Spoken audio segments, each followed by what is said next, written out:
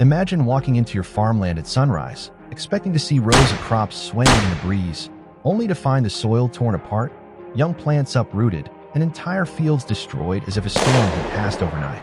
But this destruction isn't the result of nature's wrath. It's the unmistakable footprint of wild boars.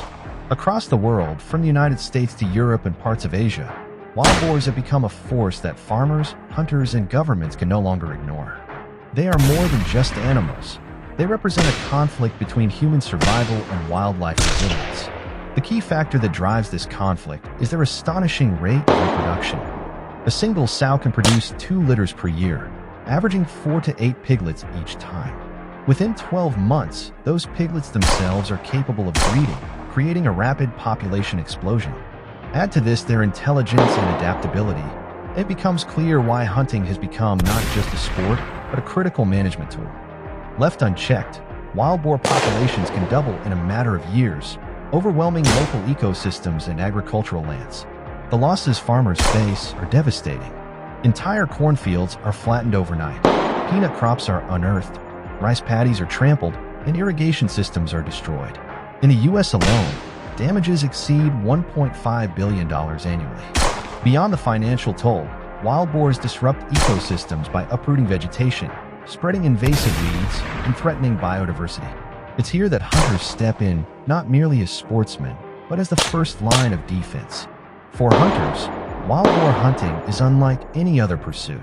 These animals are intelligent, wary, and incredibly tough, capable of charging when threatened.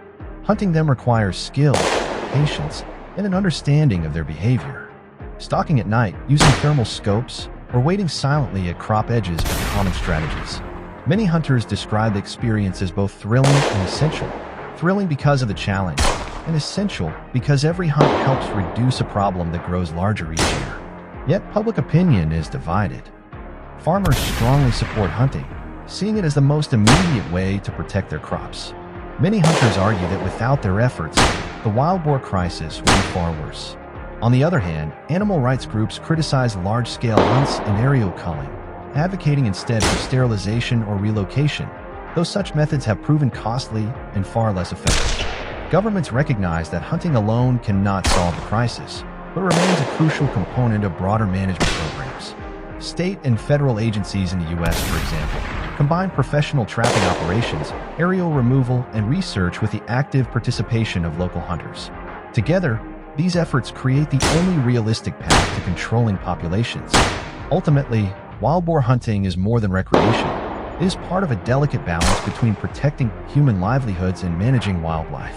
Hunters play a frontline role, not just by reducing numbers, but by carrying forward a responsibility to protect land, crops, and ecosystems. The future of wild boar management depends on this cooperation, governments providing strategy, farmers voicing urgency, and hunters carrying out the difficult work on the ground.